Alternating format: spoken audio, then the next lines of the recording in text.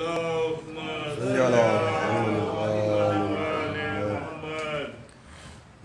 حول ولا قوة إلا بالله العلي العظيم.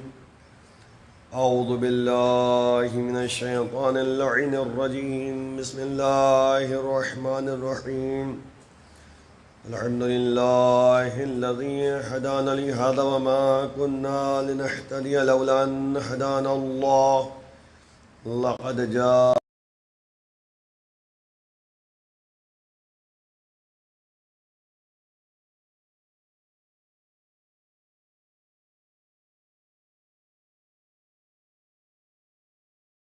الرسول المسدد المحمود الأحمد أبي القاسم محمد. اللهم صل على محمد وعلى أهل بيته الطيبين الطاهرين المعصومين المظلومين وحماة المستضعفين، لا سيما بقية الله في الأرضين، واللعنة الدائمة على أعدائهم أجمعين من الآن إلى قيام يوم الدين. رب اشرح لي صدري ويسر لي أمري واحلل عقدة من لساني يفقهوا قولي. أما بعد، فقد قال الله تبارك وتعالى في كتابه الكريم وهو أصدق الصادقين وقوله الحق: تعاونوا على البر محمد وآل محمد وعجل. اعزائي گرامی، گفتگو جو آپ کے سامنے اس آیت کریمہ کے ذیل میں 3 دن سے ہو رہی ہے، انہی تمام باتوں کو پیش نظر رکھتے ہوئے ترجمہ کر کے بات کو آگے بڑھانا ہے. تو چند واقعات کے ذریعے نتائج کو آپ کے سامنے پیش کرنا ہے. ارشاد ہو رہا ہے کہ اے لوگوں، آپس میں ایک دوسرے کے لیے مددگار ثابت ہو جاؤ، تعاون کرو نیکی میں اور تقوی میں، اور گنہگاری اور دشمنی میں جو ہے ایک دوسرے کے لیے مددگار ثابت نہ رہو، اور تقوی الہی اختیار کرو کہ بے شک پروردگار بہت سخت اور دردناک عذاب نازل کرنے والا ہے. میں تفصیلی بات پیش نہیں کرنا چاہتا، لیکن واقعات میں کچھ پیش کر کے تاکہ نتیجہ ہمارے سامنے آ جائے کہ اللہ ہم سے کیا چاہتا ہے. پہلے ایک واقعہ آپ کے سامنے نقل کر دوں. مہدی عباسی حکمراں، بنی امیہ کا دور تھا، اس کے بعد جو ہے بنی عباس کا دور چلا ہے. تو ایک حکمراں تھا، حاکم تھا، جس کا نام مہدی عباسی تھا. اور اس زمانے میں شریک ابن عبداللہ نام کے ایک شخص جو بہت متقی، دیندار، پرہیزگار، نیک کام کرنے والے، عبادت الہیہ کرنے والے، اللہ والے، مومن موجود تھے. مہدی عباسی کو اس کا اندازہ تھا کہ یہ شریک ابن عبداللہ جو ہیں عابد ہیں، متقی ہیں، مومن ہیں. اس نے جو ہے اپنا ایک کارندہ بھیجا کہ جاؤ شریک ابن عبداللہ کو بلا لاؤ. توجہ کیجیے گا، میں یہ 2-3 واقعات کے ذریعے نتیجہ آپ کے سامنے پیش کرنا ہے، جو باتیں ہم 3 دن سے آپ کے سامنے بیان کر رہے ہیں. شریک ابن عبداللہ نے جب سنا کہ مہدی عباسی نے دربار میں بلایا ہے تو یہ پہنچ گئے. اور جب پہنچے، عابد ہیں، متقی ہیں، دیندار ہیں، اللہ والے ہیں. تو مہدی عباسی نے کہا کہ تم ایسا کرو کہ تم اللہ والے ہو، ہمارے ہاں قاضی بن جاؤ، قضاوت کرنے والے، فیصلہ کرنے والے بن جاؤ، جو تمہارے پاس مسئلہ آئے اس کو حل کر دو. تو مہدی عباسی کے اس جملے کے بعد شریک ابن عبداللہ نے سوچا ایک لمحے کے لیے کہ اگر میں دربار میں روز آتا جاتا رہوں گا اور قاضی بن جاؤں گا تو پھر اسی کے کہنے کے مطابق ہمیں کام کرنا پڑے گا، اور میں نہیں چاہتا کہ کوئی غلط ہم سے فیصلہ ہو جائے. یہ دل میں اس نے سوچا شریک ابن عبداللہ نے. انکار کر دیا، کہا بھائی میں قاضی نہیں بن سکتا، میرے اندر اتنی صلاحیت نہیں ہے، جبکہ پیسہ بہت تھا۔ قاضی بننا معمولی بات نہیں ہے، پورے حکومت اس کی ہاتھ میں مثلا۔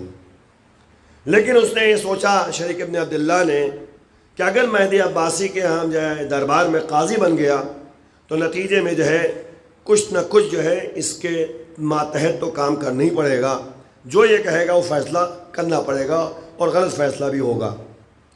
اس لیے اس نے انکار کر دیا۔ انکار جب کر دیا، کہا خدا حافظ میں نہیں بن سکتا، میں قاضی نہیں بن سکتا، یہ کہہ کر جو ہے دربار سے باہر نکلے۔ جیسے جو ہے اس قدم آگے بڑھے تھے، ابھی گھر نہیں پہنچ پائے تھے کہ مہدی عباسی نے پھر ایک آدمی کو بھیجا، کہا جو بلا لاؤ۔ اب پھر جگہ دیکھے بلا کے لایا گیا ان کو، ابھی گھر نہیں پہنچے تھے، راستے میں پھر بلا لیا گیا ان کو، کہا دیکھو تم قاضی نہیں بنو گے نا، قضاوت نہیں کرو گے نا؟ کہا ہاں۔ کہا پھر ایک کام کرو، میرے بچوں کو پڑھا دو۔ توجہ کیجیے گا، کہا میرے بچے کو پڑھا دو، کم سے کم آ کے جو ہے تعلیم تو دو قرآن کی، اتنا تو کر سکتے ہو۔ تو شریک ابن عبداللہ جو ہے ایک مرتبہ سوچنے کے بعد کہا روز آتا جاتا رہوں گا تو یہ بھی کہتے کہ مشکل ہے ہمارے لیے، کچھ نہ کچھ یہ بات ماننی پڑے گی ہم کو، یہ دل میں سوچ رہے ہیں۔ کہا بھائی میں یہ بھی نہیں کہہ سکتا، میں پڑھا نہیں پاؤں گا، مشکل ہے ہمارے لیے، ہم اللہ کی عبادت کرتے کافی ہے ہمارے لیے۔ یہ کہہ کر جو ہے وہ دربار سے باہر نکلے۔ ابھی وہ گھر تک پہنچے نہیں تھے، پھر بھیجا آدمی کو مہدی عباسی نے، کہا پھر بلا لاؤ۔ ابھی وہ گھر نہیں پہنچے تھے، راستے سے پھر بلا لیا گیا۔ کہا اب کیا ہے، جب میں قاضی نہیں بننا چاہتا، میں تمہارے بچوں کا استاد نہیں بننا چاہتا، تو اب کیا معاملہ ہے؟ کہا دیکھو کچھ نہیں، نہ تم قاضی بنو اور نہ جو ہے بچوں کو پڑھاؤ، بس ایک کام کرو۔ توجہ کیجیے گا جملے کی طرف، بہت اہم پہلو کی طرف لانا چاہ رہا ہوں، ایک بات کی طرف۔ تو مہدی عباسی نے کہا ایک کام کرو، ایک وقت میرے ساتھ بیٹھ کے کھانا تو کھا سکتے ہو، اب تمہارے اختیار میں ہے، یا تو قاضی بنو یا تو استاد بنو، اور یا میرے ساتھ بیٹھ کر ایک مرتبہ کھانا کھا لو، ایک وقت، تینوں میں سے ایک کرنا ہی کرنا ہے، نہیں کیا تو خیر نہیں ہے۔ اب سختی سے اس نے مہدی عباسی نے ایک جملہ کہہ دیا۔ اب شریک ابن عبداللہ سوچا کہ آخر کیا کروں میں، قاضی بننا مشکل ہمارے لیے، استاد بننا مشکل ہمارے لیے، چلو ایک وقت کھانے کی بات ہے کھا لیتا ہوں۔ دل میں سوچا کہ ایک وقت کھانے کی بات ہے، چلو کھا لیں گے، بات ختم ہو جائے گی۔ کہا ٹھیک ہے، میں تمہارے ساتھ بیٹھ کے ایک مرتبہ کھانا کھا لوں گا۔ یہ کہہ کر جو ہے دربار سے وہ چلے گئے۔ اب جب چلے گئے تو اس نے جو ہے وزیر کو بلایا اور باورچی کو بلایا، توجہ کیجیے گا، باورچی کو بلایا اور اس کے بعد وزیر کو بلایا۔ وزیر سے کہا باورچی کے سامنے، کہا دیکھو جتنا لذیذ کھانا بن سکے اتنا لذیذ کھانا بنا دینا، کمی نہیں ہونا چاہیے ورنہ تم دونوں کی خیر نہیں ہے۔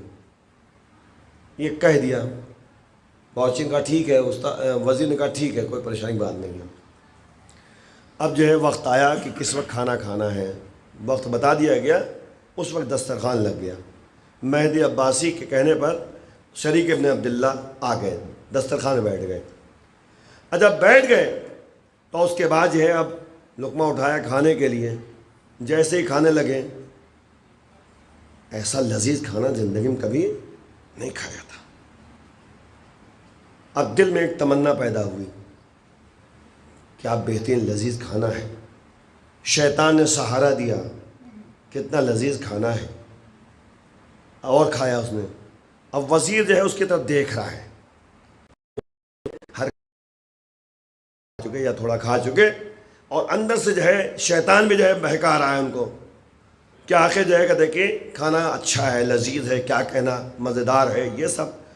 اور اس کے بعد جو ہے وزیر نے یعنی مہدی عباسی کی طرف اشارہ کیا، بغل میں بیٹھا تھا، کہا اب جو کہو گے کرے گا یہ، توجہ کیجیے، یعنی ایک وقت کھانا کھایا، اس کا اثر آپ دیکھیے کہ وزیر کہنے لگا، چہرے کی طرف دیکھ رہا تھا، ایک دم سے کہا مہدی عباسی سے کہ اب تم جو کہو گے کرے گا۔ مہدی عباسی نے کہا شریک جی قاضی بنو گے؟ ہاں ہاں بالکل بنیں گے. استاد بنو گے، میرے بچوں کو پڑھاؤ گے؟ کہا ہاں بالکل پڑھائیں گے. بات طے ہو گئی. قاضی اور بچوں کو پڑھانے بھی لگا، روز آنا جانا بھی ہو گیا. نتیجہ کیا نکلا؟ توجہ کیجیے گا. کھانا یاد رکھیے، کربلا جملہ کہا تھا، یاد ہے آپ کو؟ کہا تھا کہ تم لوگ میری حقیقی باتوں کو نہیں سنو گے، میری حق بیانی کو نہیں سمجھ پاؤ گے، کیونکہ تمہارے شکم میں حرام غذا پائی جاتی ہے. مولا نے جو ہے ریزن بتا دیا، وجہ بتا دی کہ اتنا میں تمہیں سمجھا رہا ہوں، اتنی خطبہ دے رہا ہوں، اتنی باتیں بتا رہا ہوں، لیکن تم سمجھ نہیں پا رہے ہو. کس لیے نہیں سمجھ پا رہے ہو؟ ریزن بتایا، وجہ بتا دی. مولا حسین نے کہا تمہارے شکم میں حرام غذا پائی جاتی ہے. دیکھیے عزیزوں، حرام غذا کا اثر یہی ہوتا ہے. شریک ابن عبداللہ نے جو ہے کھانا ایک وقت کھایا، نتیجہ یہ نکلا کہ جو نہیں چاہ رہے تھے وہ بھی کرنا پڑا. ایک صلوات بر محمد وآل محمد صلی اللہ علیہ وسلم. یہی تو کہتا کہ ہم نے آیتیں آپ کے سامنے پیش کی تھی 3 دن سے. اب دوسرا واقعہ جلدی سے آپ کہتے ہیں، کیونکہ آج واقعہ ایسی ہم آپ کے سامنے بیان کر کے نتیجہ پیش کروں گا. نبی کریم محمد مصطفیٰ صلی اللہ علیہ وسلم کے زمانے کا واقعہ ہے. مولا نے نبی نے جو ہے مولا کناس کو قریب بلایا، مولا کنات کو کہا یا علی، یہ 12 درہم ہے، میرے لیے ایک کپڑا لے آئیے. دیکھیں یاد رکھیے گا، نبی اور معصومین میں جو گفتگو ہوتی ہے، میں پہلے بھی کہہ چکا ہوں، وہ صرف اس لیے ہوتی ہے تاکہ ہم تک بات پہنچ جائے. مولا سے کہا کہ جائیے میرے لیے ایک لباس لے آئیے. مولا کے ساتھ گئے بازار، 12 درہم کا ایک کپڑا لے آئے نبی کے لیے. نبی نے کپڑا دیکھا، کہا یا علی اگر ہو سکے تو اس کو واپس کرائیے، واپس کرائیے. مولا کائنات گئے، واپس کر کے پیسہ لے آئے. کہا یا علی اب میرے ساتھ چلیے آپ. اب نبی اور علی دونوں ساتھ ساتھ بازار گئے. جیسے ہی بازار کے قریب پہنچنے والے تھے کہ ایک کنیز دکھائی دی جو بہت رو رہی تھی. نبی اس کے قریب پہنچے، کہا ہے کیا بات ہے؟ کہا کہ میرے مالک نے 4 درہم دیے تھے اور وہ کھو گئے. 4 درہم دیے تھے، کھو گئے. اگر میں نہیں ملے پیسے ہم کو تو مالک مجھے مارے گا. تو نبی نے کہا اچھا یہ 4 درہم رکھو. 12 میں سے 4 درہم کنیز کو دے دیا. 8 درہم بچے. مولا کے ساتھ جو ہے مولا کو لے کر ساتھ پہنچے نبی بازار. 4 درہم کا ایک کپڑا خریدا اپنے لیے، اور کپڑا خرید کے واپس پلٹے تھے کہ راستے میں ایک شخص تھا جو کہہ رہا تھا کہ کوئی مجھے ایک لباس دے دے، میرے پاس لباس نہیں ہے. تو نبی نے جو لباس خریدا تھا وہ اسے دے دیا. پھر دوبارہ گئے اور جا کر جو ہے 4 درہم جو بچے تھے اس کا ایک کپڑا اور خریدا اپنے لیے. وہ کپڑا خرید کے واپس آ رہے تھے، جیسے تھوڑا آگے بڑھے تو دیکھا پھر وہی کنیز کھڑی ہوئی رو رہی ہے. تو نبی نے کہا اب کیا ہو گیا؟ تمہیں 4 درہم تو مل گئے تھے، پریشانی کیا ہے؟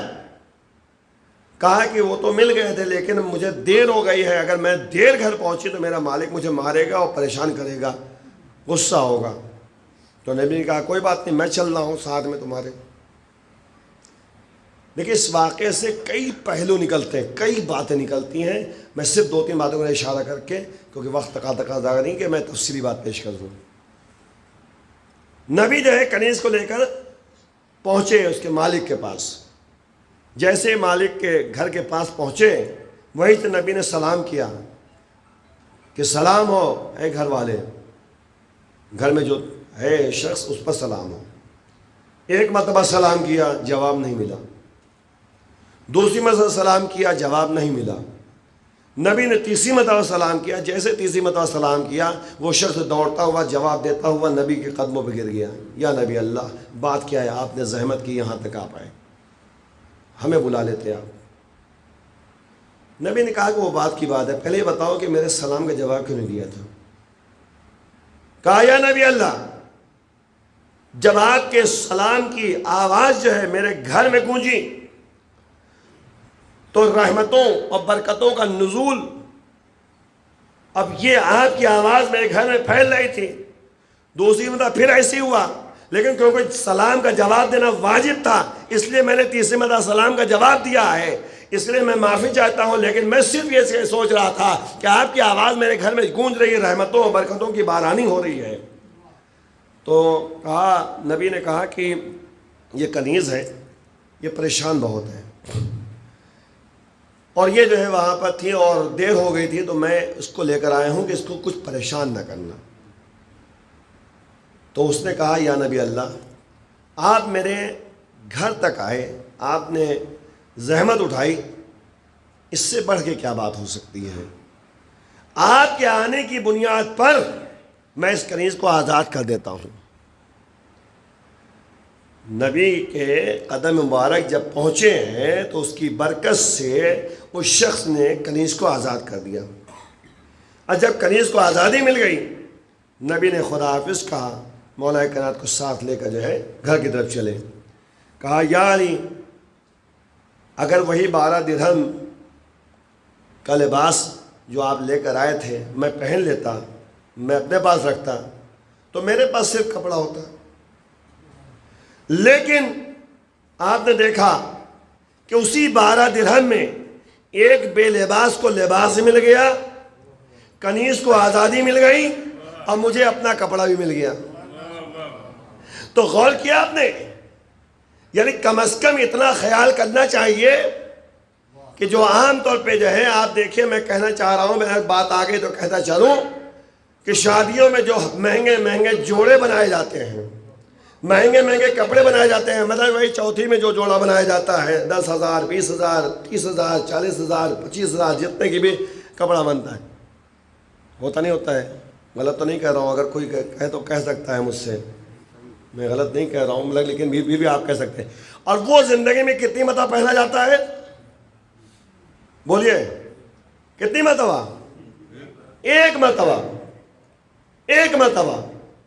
یعنی ایسے رسومات ہمارے سماج میں موجود ہیں کہ اگر وہی 10,000 میں جو ہم نے ایک کپڑا بنایا ہے، ایک جوڑا بنایا ہے، 10,000 میں نے کم رکھا ہے، 20,000 کا بھی ہے، 25,000 کا بھی ہے، بہرحال 10,000 مان لیتے تھوڑی دیر کے لیے، اسی 10,000 کی جگہ پر اگر 5,000 کا صرف مان لیتے تھوڑی دیر کے لیے کہ 10,000 کی جگہ پہ 5,000 کا جو ہے کپڑا بنا دیا جائے، اور 5,000 میں 5 جوڑے 1,000 کے بنا کر 5 عورتوں کو بھیج دیا جائے جو مستحق ہیں، تو کیا پریشانی ہے؟ کم از کم اتنا تو ہوگا، جس کے پاس کپڑے نہیں ہیں ان کو کپڑے تو پہنچ جائیں گے۔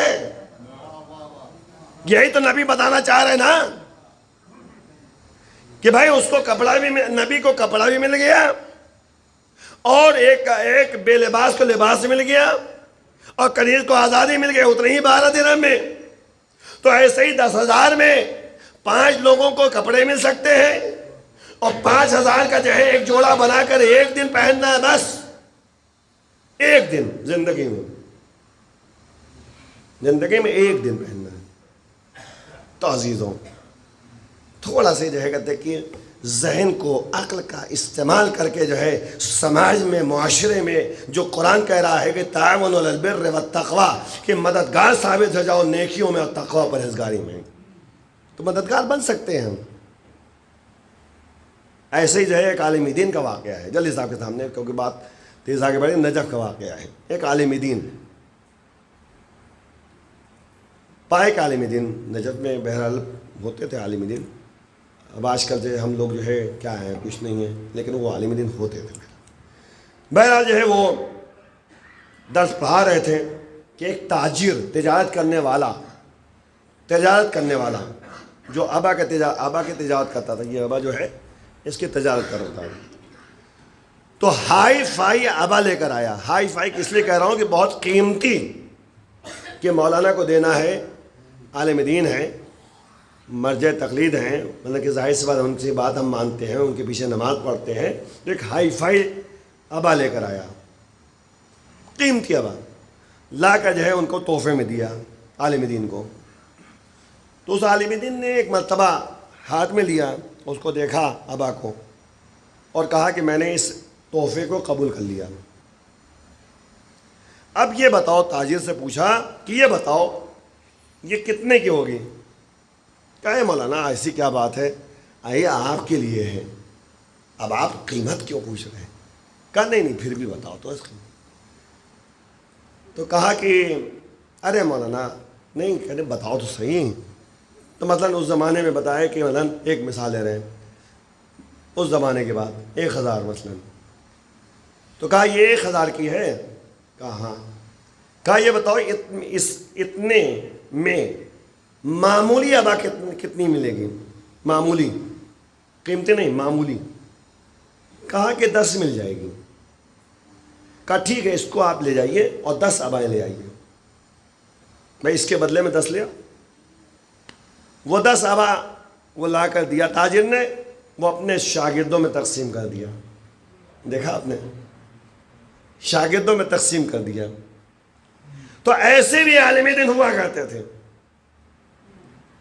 تو عزیزوں مقصد یہ ہے جو قرآن کہہ رہا ہے کہ وَآتَ الْمَالَ عَلَىٰ حُبِّهِ ذَوِي الْقُرْبَى وَالْمَسَاكِينِ وَابْنَ السَّبِيلِ وَالْيَتَامَى. قرآن کی آیت جو میں نے آپ سے پڑھی تھی پرسوں. یعنی یہ نیک کام کرنے والے کیا کرتے ہیں؟ مال کو اللہ کی محبت میں دے دیتے ہیں، عطا کرتے ہیں، دے دیتے ہیں، یتیموں کو دیتے ہیں، مسکینوں کو دیتے ہیں، ابن سبیل کو دیتے ہیں. تو اب مسئلہ وہی ہے کہ انسان یہ دیکھے کہ طریقے بندگی اور طریقے زندگی ہمیں اہل بیت نے بتایا ہے. تو یہ نبی کا یہ کردار، یہ عمل جو ہے ہمیں بتا رہا ہے کہ ایک بے لباس کو لباس بنا دیا، لباس پہنا دیا، ایک بے لباس کو لباس پہنا دیا، لباس دے دیا، اور ایک کنیز کو آزادی مل گئی انہی 12 درہم کے نتیجے میں، اور اپنے کو بھی لباس مل گیا. تو اگر اس طریقے سے ہم زندگی بسر کریں تو واقعی سماج کو اپنے ساتھ لے کر چل سکتے ہیں، جو قرآن کہہ رہا ہے کہ تعاونوا علی البر والتقوی. نبی کریم محمد مصطفیٰ صلی اللہ علیہ وسلم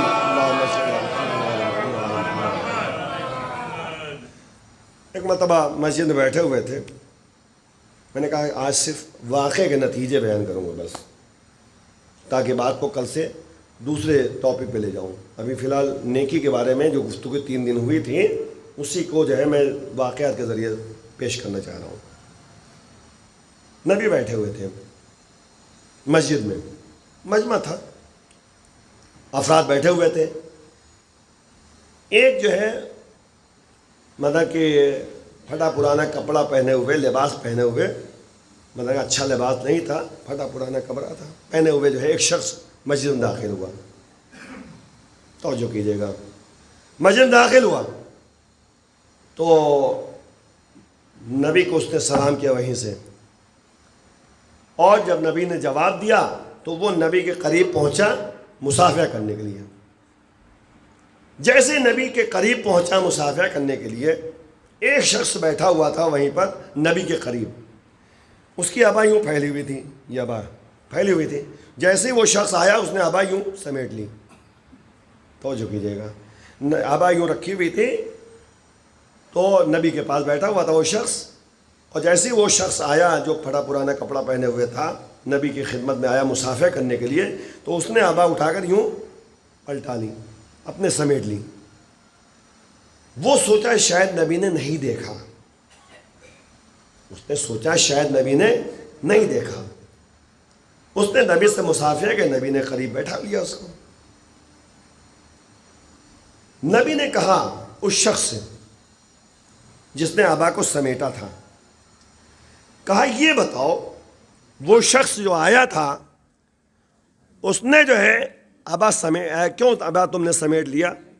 وہ مومن تھا، متقی تھا، دیندار تھا، آخر تم نے ابا کیوں سمیٹ لیا؟ توجہ کیجیے گا، کہا ابا کیوں سمیٹ لیا؟ کہیں یہ تم نے سوچا یہ تو نہیں کہ اس کی فقیری تمہارے پاس آ جائے گی یا تمہاری امیری اس کے پاس چلی جائے گی؟ کیا سوچا تم نے؟ وہ تو پہلے سوچا تھا کہ نبی نے نہیں دیکھا ہوگا، اس نے چپ چاپ ہٹا لیا، لیکن نبی دیکھ لیے تھے، نبی نے دیکھا تھا۔ نبی نے سب کے سامنے کہا، مطلب افراد بیٹھے ہوئے تھے، سب کے سامنے کہا بتاؤ کیا تم نے یہ سوچا کہ اگر یہ آبا کے اوپر وہ بیٹھ جاتا یا آبا اس سے چھو جاتی تو اس کی فقیری تمہارے پاس آ جاتی یا تمہاری امیری اس کے پاس چلی جاتی ہوں؟ کہا یا نبی اللہ مجھے معاف کیجیے گا، مجھ سے غلطی ہو گئی۔ کہا مجھ سے کیوں معافی مانگ رہے ہو؟ دل دکھایا اس کا، مجھ سے معافی مانگ رہے ہو؟ اس سے بات کرو۔ نہیں، اس نے ایک بات اور کہی، اس شخص نے کہا یا نبی اللہ مجھے معاف کر دیجئے، میں اپنا آدھا مال دینے کے لیے تیار ہوں، آدھا مال دینے کے تیار ہوں، یعنی جتنی پراپرٹی، جتنا مال ہمارے پاس ہے میں آدھا دینے کے تیار ہوں۔ کہا یہ تم اسی سے بات کرو، مجھ سے کیوں کر رہے ہو؟ میں جو بات کہنی تھی میں کہہ چکا، اس سے بات کرو، وہ بیٹھا ہوا ہے۔ اس نے کہا بھائی تم مجھے معاف کر دو، میں نے تمہارا دل دکھایا، میں آدھا مال تمہیں دے رہا ہوں۔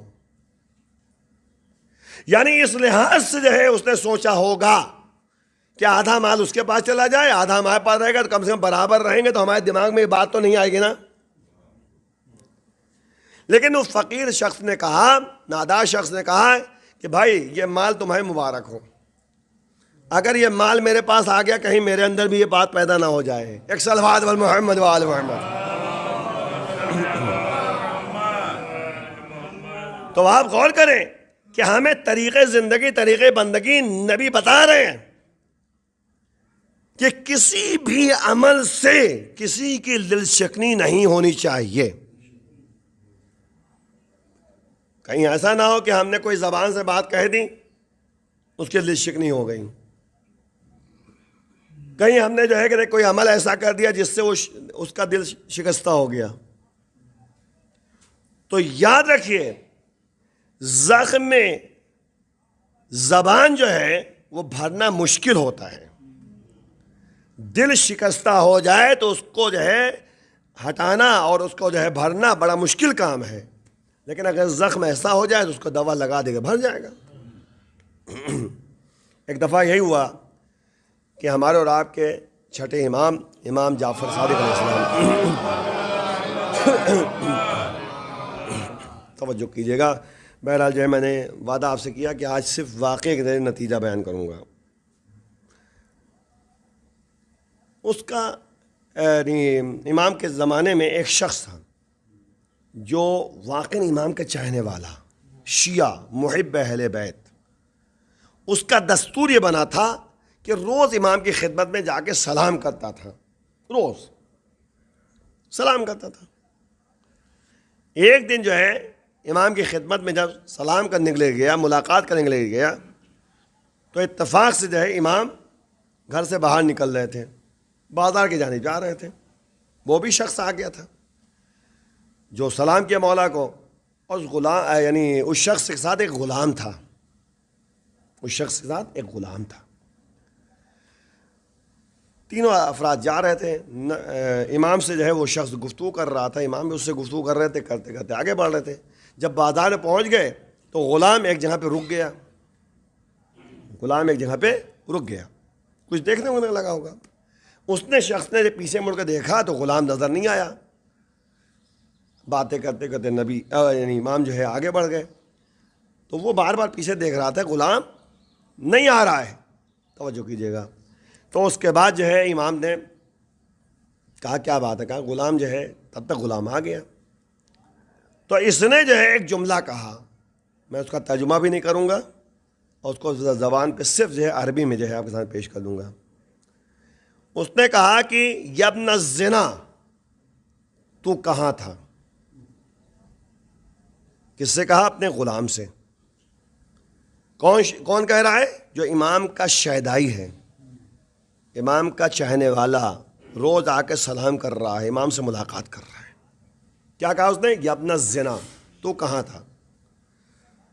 امام کے چہرے کا رنگ بدل گیا ایک دم سے، اس کے چہرے کا، اس کی طرف دیکھا مولا نے۔ جب اس نے امام کے چہرے کا رنگ متغیر دیکھا تو وہ گھبرا گیا۔ اس شخص نے کہا کہ مولا مجھے معاف کیجیے گا، ایسی کوئی بات نہیں، ہمارے کوئی ارادہ نہیں تھا۔ کہا تم نے کہا کیوں؟ تمہاری زبان سے جملہ نکلا کیوں؟ تم میرے چاہنے والے ہو، میرے شیعہ ہو، تمہارے پاس زبان میں کنٹرول نہیں ہے، تم نے کیسے کہہ دیا؟ اور یہ وہی شخص کہہ سکتا ہے جو عام طور پہ بار بار ریپیٹ کرتا ہو۔ عام طور پہ آپ دیکھیے سماج میں آپ کو ملتے ہوں گے افراد بار بار بار بار بات میں بار بار اس طرح کے جملے ادا کرتے ہیں۔ یہ وہی لوگ ہوتے ہیں جن کی ایک عادت پڑ جاتی ہے۔ تو وہی مولا نے کہا کہ تمہاری زبان سے نکلا کیوں جملہ یہ؟ ارے مولا یہ اس کے ماں باپ کو کچھ پتا نہیں ہے اور یہ کہاں کریں، ایسا کہلے کچھ نہیں، یہ سب نہیں سننا ہے مجھے۔ تمہاری زبان سے نکلا کیوں؟ تم ہمارے چاہنے والے ہو نا، میرے شیعہ ہو، کنٹرول ہونا چاہیے۔ کیوں نہیں کنٹرول ہے زبان پہ؟ اسی لیے مولا جو ہے نہج البلاغہ میں فرماتے ہیں کہ اللسان السبع، زبان ایک درندہ ہے، کھول دیا جائے تو پھاڑ کھائے۔ اور پھر مولا فرما رہے ہیں کہ اللسان المرء مخبوب تحت لسانہ، مولا فرما رہے ہیں نہج البلاغہ میں کہ شخص جو ہے وہ اپنی زبان کے نیچے چھپا ہوا ہے۔ جیسی زبان ہوگی ویسی شخصیت۔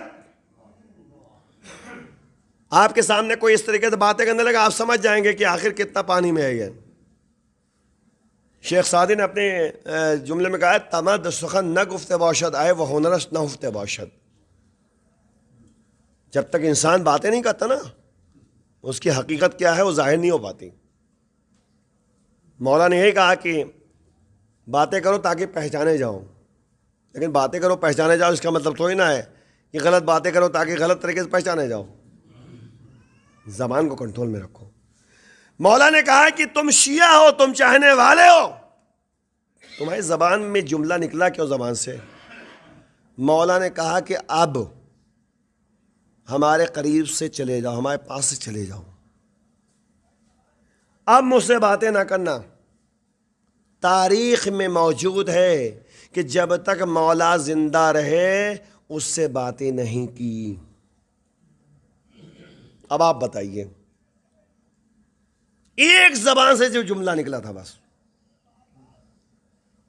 تو اب بتائیے کہ یہی جو جملہ کل میں نے جو ہے آپ کے سامنے قرآن کی آیت پیش کی تھی کہ لیکن البر من اتقی، نیکی یہ ہے جو اپنے کو کنٹرول کرے، کنٹرول پاور ہونا چاہیے، اپنے کو جو ہے مضبوطی سے اس پر پائیدار رکھے۔ بہرحال عزیزوں گفتگو تمام ہو گئی، وقت نکل چکا زیادہ۔ تو عزیزوں میں نے 4 واقعے کے ذریعے جو ہے میں نے کئی باتیں جو ہے آپ کے سامنے پیش کی ہیں، 4 ہی نہیں کئی باتیں پیش کی ہیں، اور اس طریقے سے اگر باتیں پیش کرنے لگے تو ابھی 15 منٹ اور نکل جائیں گے، لیکن نہیں عزیزوں بس یہیں پہ گفتگو تمام کر رہا ہوں۔ کیا عزیزوں قرآن کہہ رہا ہے کہ لیکن البر من اتقی، بر اور نیکی یہی ہے کہ تقوی اختیار کرو، کنٹرول پاور تمہارے پاس ہونا چاہیے، اور یہ چیز جو ہے کربلا والوں میں ملتی ہے۔ وہ کربلا والے جنہوں نے اپنے کو کنٹرول کیا تھا، اپنے کو رو کے رکھا تھا، صرف امام کے اشارے کو دیکھ رہے تھے بس کہ امام کا اشارہ کیا ہے، امام کیا کہہ رہے ہیں، امام کی مرضی کیا ہے، اور یہی نتیجہ رہا کہ صبح عاشور سے لے کر عصر عاشور تک جو ہے اصحاب و انصار اعزہ جو ہے رائے خدا میں قربانی پیش کرتے رہے۔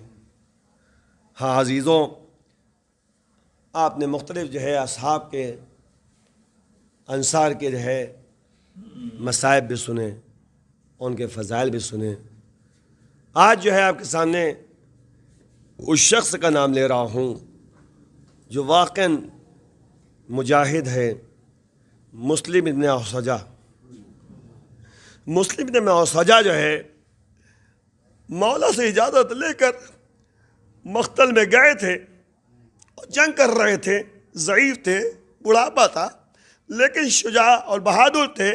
انہوں نے بڑھ بڑھ کے حملہ کیا، لیکن ایک وقت تو ایسا آیا کہ آواز دی، مولا غلام کی خبر لیجئے، آقا خبر لیجئے مولا چلے، لیکن مولا کے ساتھ حبیب نے مظاہر بھی ساتھ چلے ہیں۔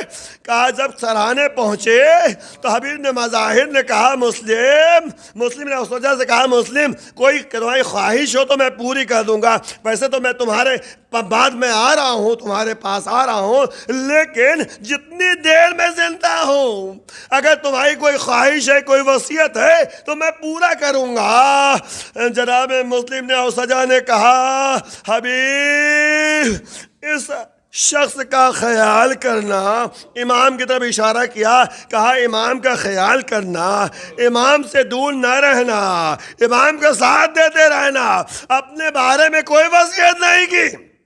اجرکم اللہ، روح جنت کو پرواز کر گئی۔ مسلم نے اوسجا کا جنازہ لے کر آئے، ہاتھ دیکھا کیا حسین نے کہ ایک بچہ خیمے سے نمودار ہوا، اس کے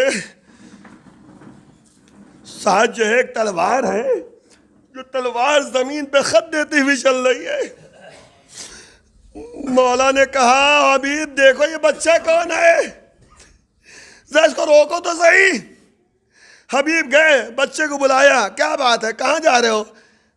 کہا کہ میں مسلم نے اوسجا کا بیٹا ہوں، کہا کہ تمہاری ماں کے لیے مسلم کا ہی درد جو ہے بہت زیادہ ہے، اور تم کیوں جا رہے ہو؟ کہا میری ماں نے ہی مجھے تیار کر کے بھیجا ہے۔ خیمے سے آواز آئی، مسلم کے زوجہ نے کہا کہ مولا یہ میری طرف سے قربانی ہے۔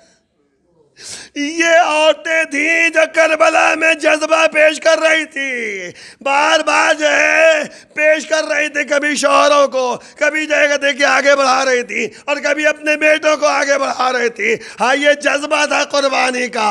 ہاں عزیزوں ایک جذبہ بھی اور آپ کے سامنے پیش کر دوں، وہ زینب کبریٰ ہے کہ جو اپنے بچوں کو تیار کر رہی تھی، بچوں اپنے ماموں جان پہ قربان ہو جانا۔